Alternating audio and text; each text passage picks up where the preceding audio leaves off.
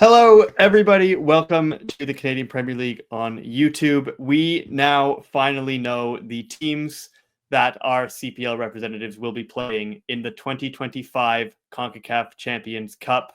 Charlie O'Connor-Clark here alongside Mitchell Tierney.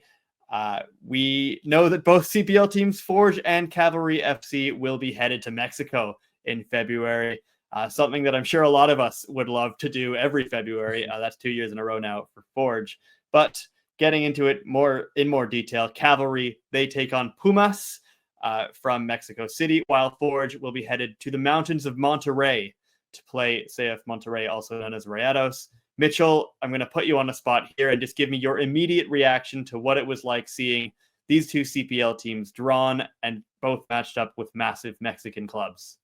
Yeah, I mean, exciting again. Obviously, these are two really global giants, but certainly giants of the North American game that we're going to see Canadian Premier League clubs go up against.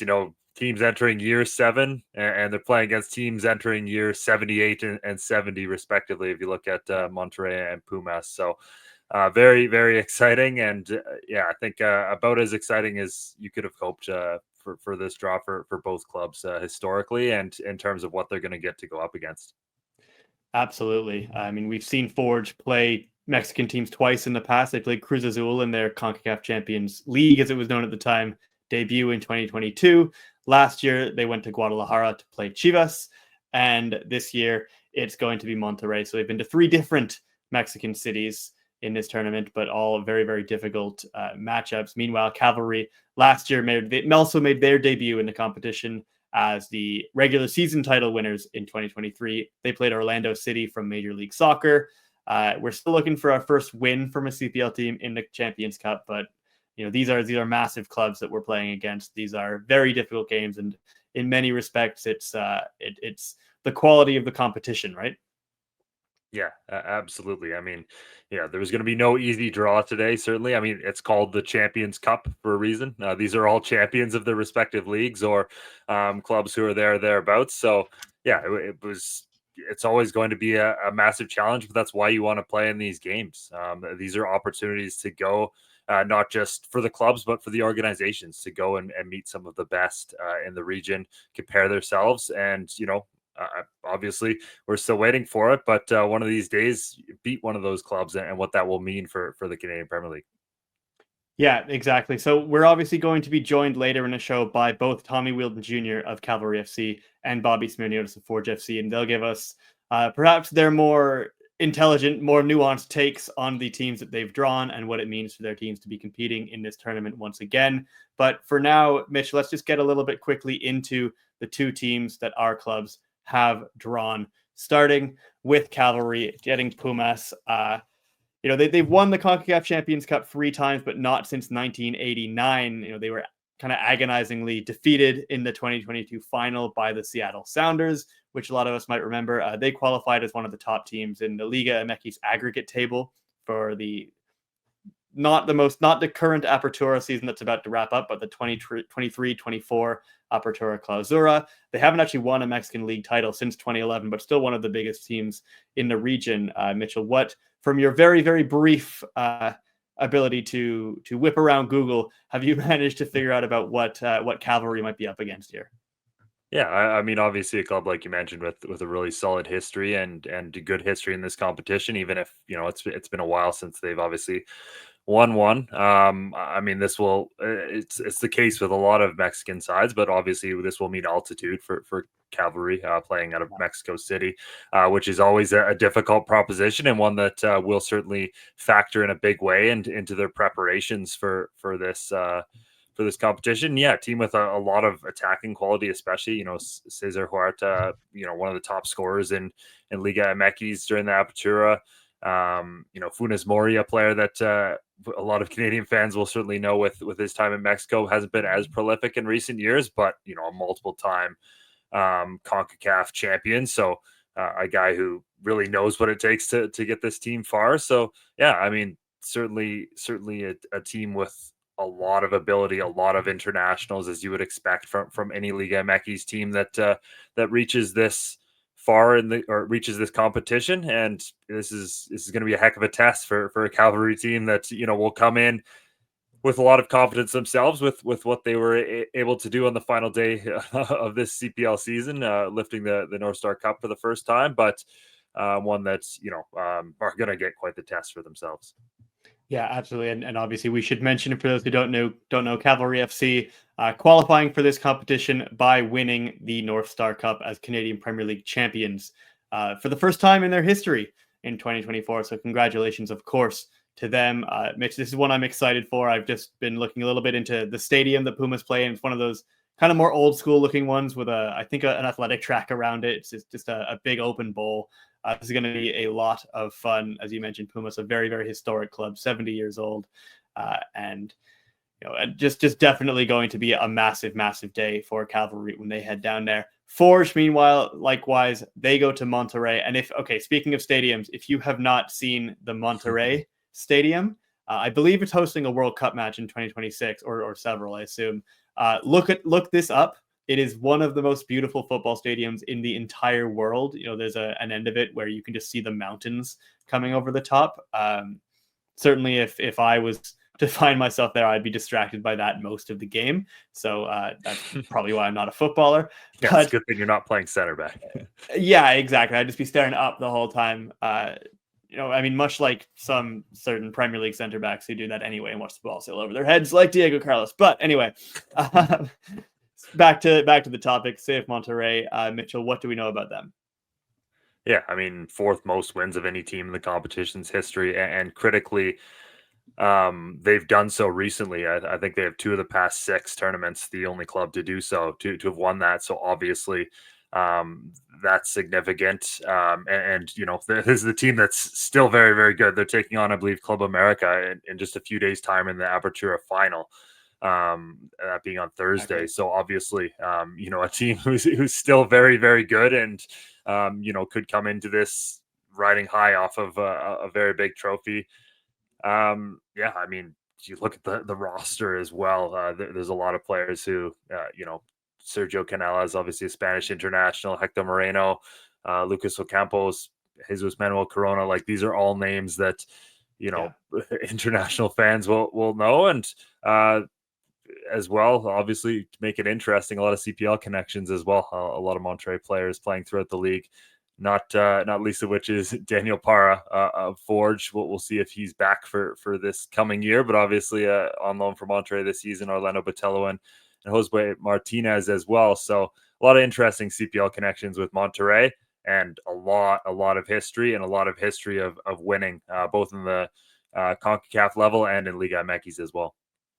Yeah, absolutely. And as you mentioned, Daniel Parra with Forge, he is on Forge have an option to extend his loan for a year. They haven't yet confirmed whether or not they'll be taking that, but that would be an interesting dynamic. Just quickly, Monterrey, a name that maybe we wouldn't have expected to be talking about on this show, but their manager is Martin Demichelis. If you remember him from Bayern and Manchester City and being a World Cup runner-up in 2014, I think the year was.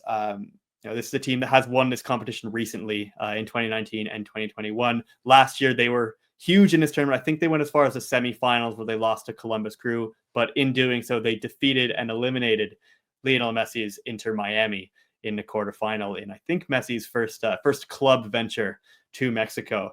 We're very shortly going to be joined by Cavalry FC head coach Tommy Wheeldon Jr., who will give us his immediate thoughts on Pumas and that draw. And I think he may be ready to go now. So if so, I think we can bring him in just to give us some of his thoughts. Tommy, how are you? Good. How you doing? We're good, Tommy. Thank you for joining us for a couple of minutes here. I'm sure you were watching with your breath held for a few minutes there during the draw, but it is Pumas. It is a trip to Mexico. What's your first thought on that? Excited.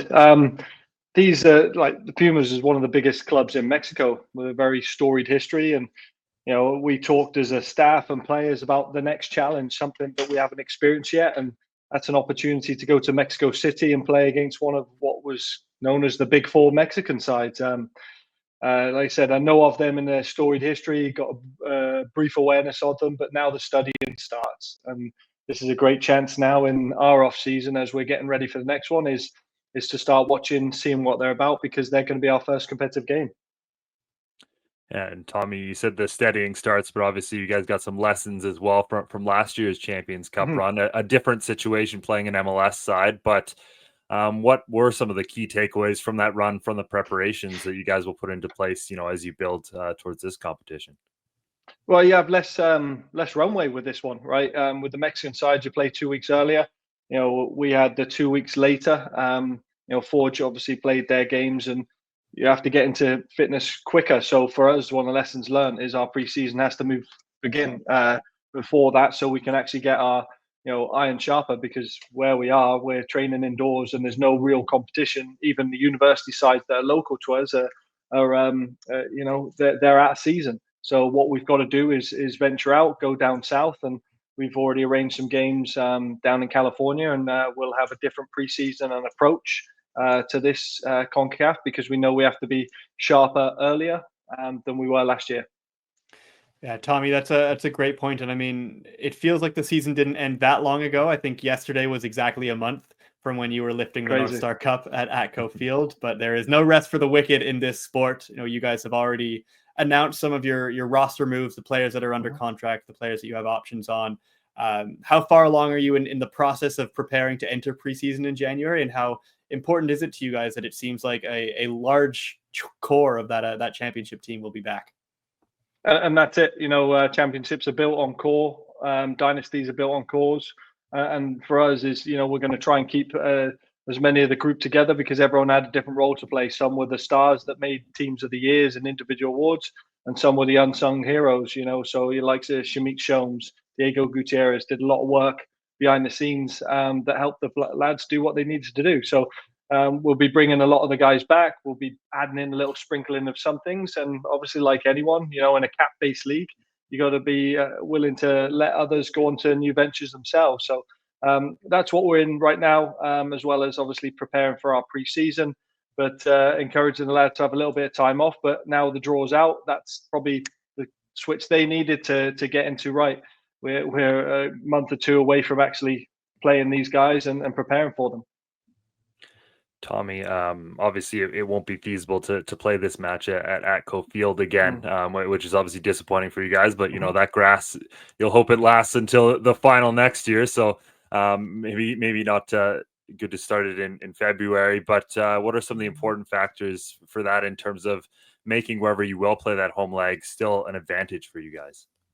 Yeah, of course it is. I mean, you've got to look at the conditions. We played late into November, and unfortunately, the frost hit us a week or two later, and we don't have the time or the infrastructure to put in the needs that we need for this CONCACAF fixture. Right? It's not just the grass and the ground. We have to put the undersoil heating in. It's the whole stadium and the entry. So the timelines and the calendar against us, but with success becomes other challenges, and these are new challenges we embrace. We got to look at venues out in the west, whether because we looked at McMahon Stadium locally, their turf is being taken up. We looked at CONCACAF to play CONCACAF at Commonwealth. They couldn't guarantee it. So the three options really we've got are in BC Place, Swangard Stadium, and obviously where we played last year at Starlight. And the people at Starlight and even Pacific were very helpful in trying to help us put that on. So they're the options. For us, you want to bring the Mexican side and make it as uncomfortable as possible. They're used to playing in the heat in these big stadiums. Sometimes that small, more intense atmosphere might be better. So we've got to look at that. I mean, I'm remembering the rainy atmosphere we had at Starlight Stadium last year, and I do think that would be still fairly uncomfortable for a Mexican side. Tommy, one more for you. I just want to talk about last year and maybe the ways that your team kind of learned. It started in CONCACAF, playing those big games, learning to play at that level, and then it finished the season playing so well in those big games. Is that kind of maybe an evolution that you went through that year, is learning about being at your best in the big game when it matters? 100%. I said, I think you and I have had many chats on.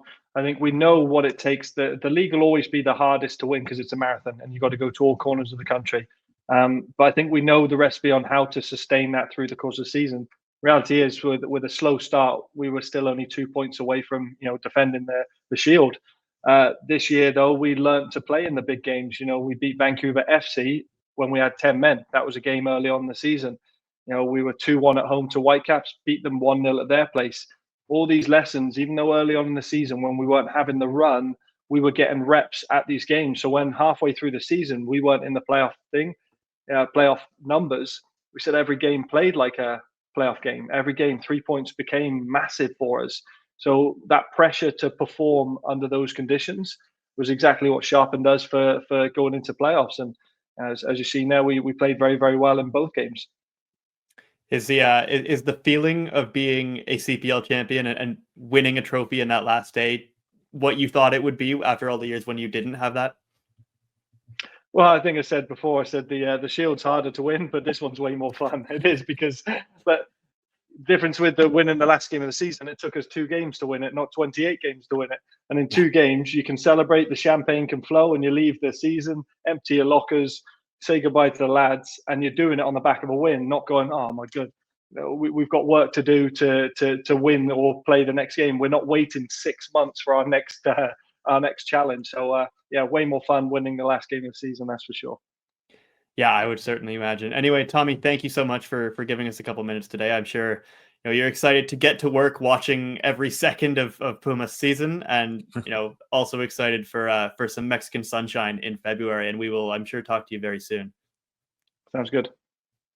Thank you very much, Tommy Wheeldon Jr., manager of Cavalry FC, who now know that their road through the Concacaf Champions Cup begins with a home leg somewhere and then goes through Mexico City and Pumas. Mitchell, we will also be joined by Bobby Smyrniotis fairly shortly, but just while we've got a second here, why don't we look at the draw as a whole, the Concacaf Champions Cup. Obviously, there's a lot more to talk about than just the 2 CPL teams because there are 27 teams in this tournament. You can see the bracket on the screen there. What's that? Get out your magnifying glass here. Yeah, I can't see that, so I'm reading off my own notes, which I'll show you in a second when the graphic comes down. But let's leave it up for now because we got some big matchups, some MLS on MLS with LAFC in Colorado and Inter Miami and Sporting Kansas City. The Vancouver Whitecaps are playing Saprissa, big Costa Rican team, and don't look now, but the winner of that tie will play the winner of Monterrey and Forge. So maybe a little bit of Canadian, inter-Canadian action in that side.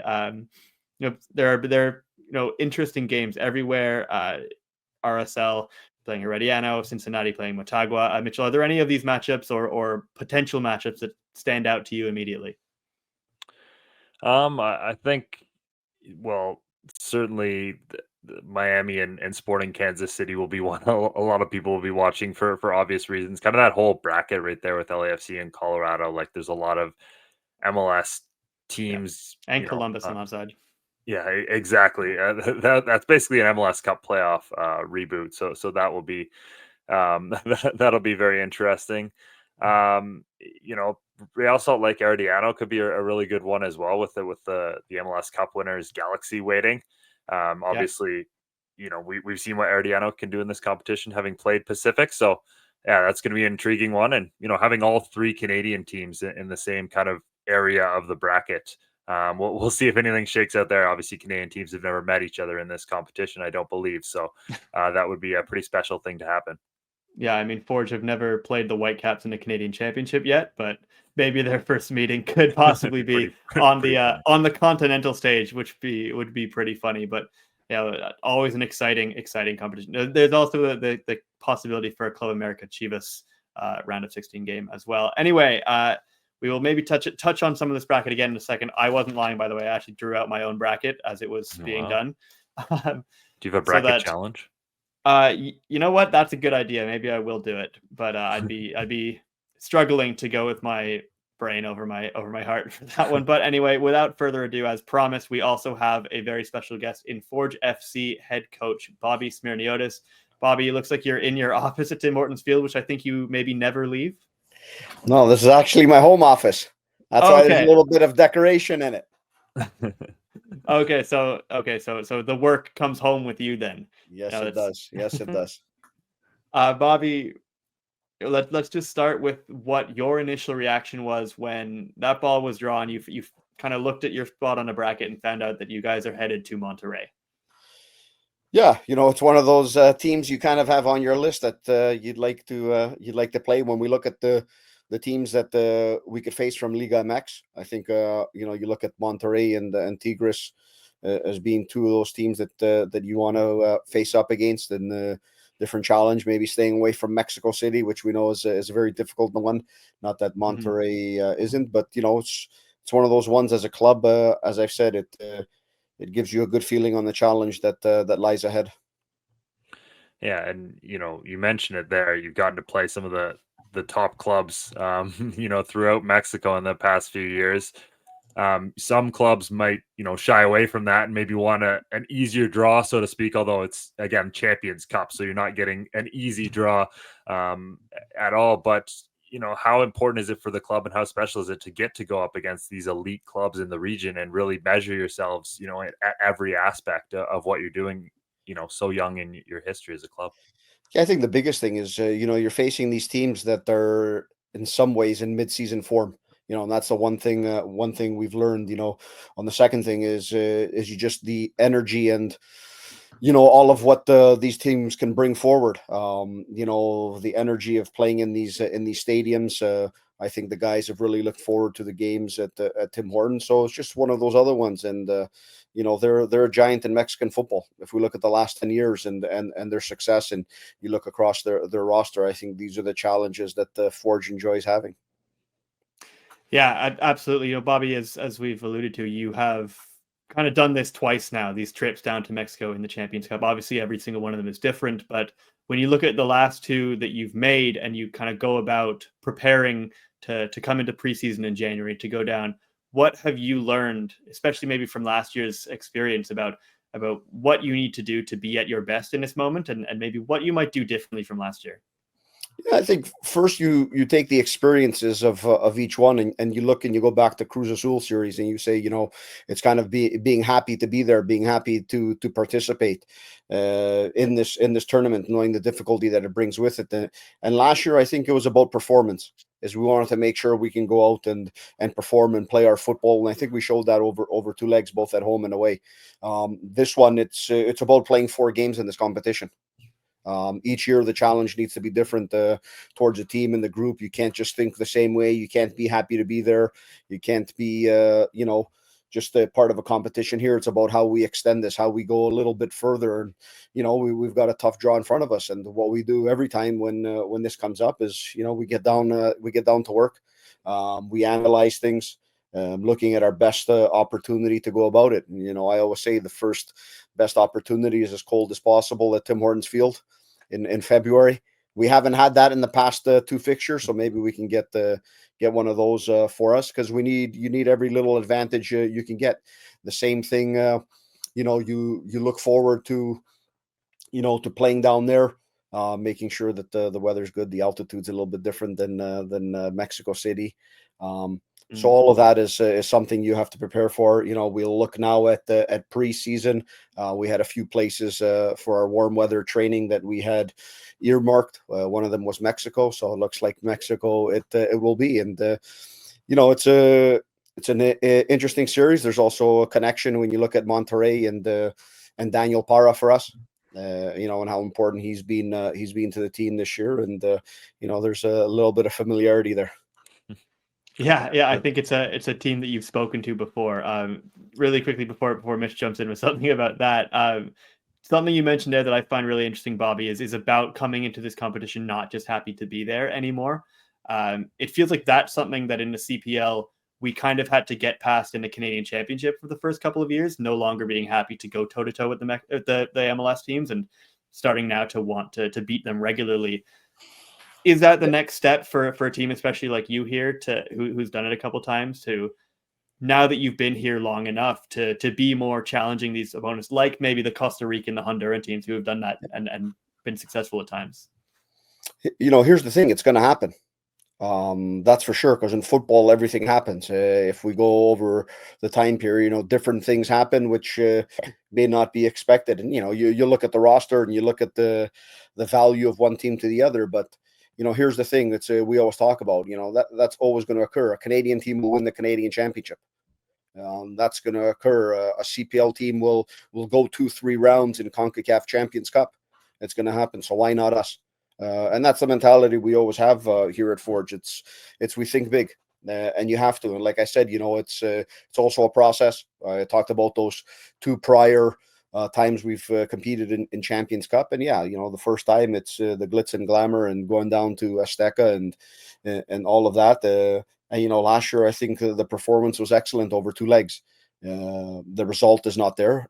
Now it's about the result. And that's something we've learned in our process over the years in playing these matches, outside of the Canadian Premier League schedule, both in CONCACAF, first in CONCACAF League and in the Canadian Championship. So all these experiences are excellent for the club. And it also gives the players, the ability to think big because they have been doing this stuff.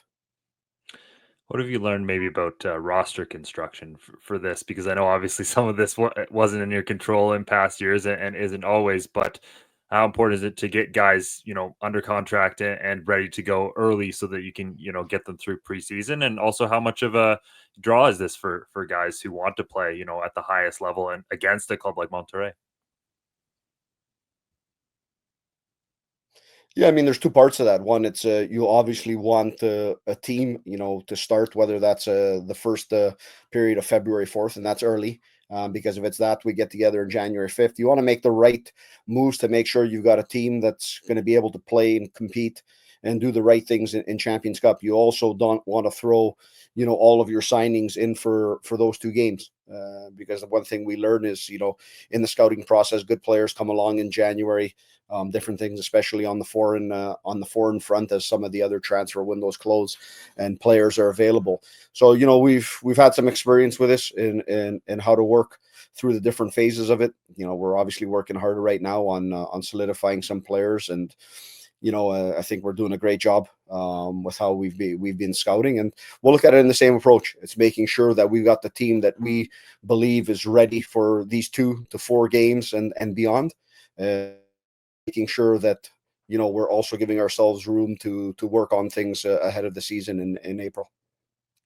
Yeah, it's certainly always a tricky balance for CPL teams playing these CONCACAF games in February and then maybe not starting the league season until April, which obviously can be tough to balance. But Bobby, just on that note, quickly, I just want to talk about kind of where you guys are at this point of your off season. It's been a month since the final, roughly. Put out some roster updates yesterday. How happy are you with the position you're in now, and how different a Forge are you anticipating we see on the pitch in February?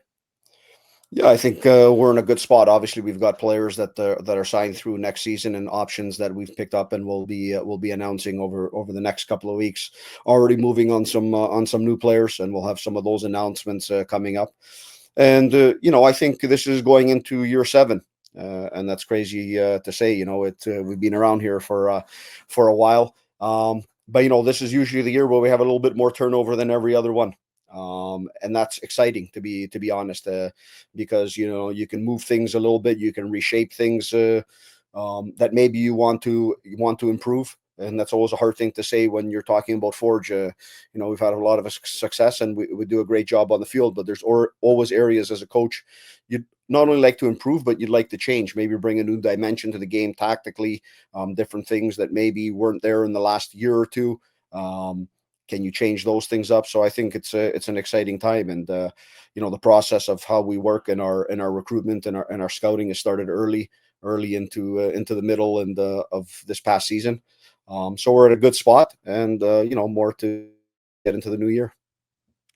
Well, I mean, you mentioned a couple times around the final that you feel like things maybe go in 3-year cycles, so that feels like an interesting tease for what might be to come and what we might see from Forge over the next couple of months. But either way, as I said to Tommy, Bobby, I'm sure you're excited to get a little bit of that Mexican sunshine in February anyway. I'm sure you'll hear a lot from us over the next few weeks and months, Bobby, but otherwise, I hope you have a really great holiday, and thank you very, very much for giving us your time this evening. Sounds good. Thank you, guys. Thanks, Bobby. Mitchell, this is always an exciting part of the year. I mean, I'd say always, but it's the second time that we've had this moment of the year, really. But it feels like it's becoming a tradition where we get 2 CPL teams, one day maybe 3, when a CPL team wins the Canadian Championship. learning what massive clubs they get to go and play in February. And as Bobby said, important to start that evolution of not being happy to be there and going in to really make some noise in this competition and maybe catch one of these big clubs off guard. Mitch, just any final thoughts on how exciting it is to finally know, what we'll be looking at in February in this Concacaf Champions Cup?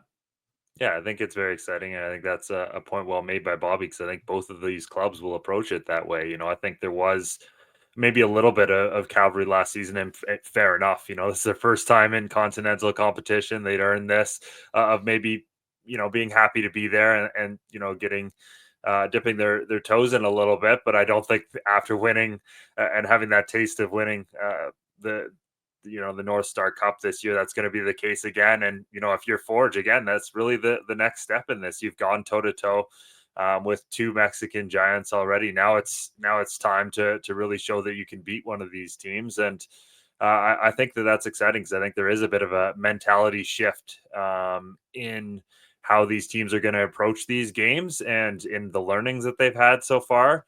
And again, like Bobby said, everything happens in football. There's so much opportunity for a real upset, and it would be so big for this league if one of these teams can be the first to do that. Absolutely. Well, I just hope that we get to see it sometime in the relatively near future. Maybe this year, who knows? Anyway, either way, always a really, really special moment to see these CPL teams competing on the continental stage. Before we go, speaking of draws, there is one other draw for a cup competition happening this week. Tune in to OneSoccer on Thursday night at 8 p.m. Eastern. If you want to see the TELUS Canadian Championship draw, where we find out the paths to the Voyageurs Cup for all 8 Canadian Premier League teams, as well as the 3 MLS teams and the League One Canada representatives. That's always a lot of fun too. We love that competition here. Mitch, I'm sure that's one that we are also going to be very, very excited to see some of those matchups.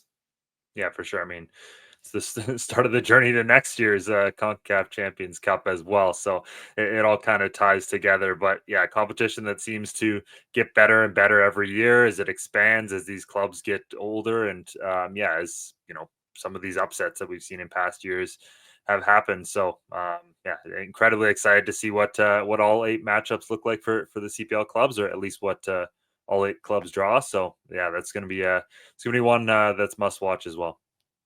Absolutely. And make sure you head over to campl.ca or follow at CPL Soccer on social media for all kinds of coverage that you need about both the Canadian Championship and, of course, 2025 CONCACAF Champions Cup. We'll be there the whole way. Very excited to have you with us. Thank you very, very much for joining in tonight. For Mitchell Tierney, I've been Charlie O'Connor Clark, and we thank you very much.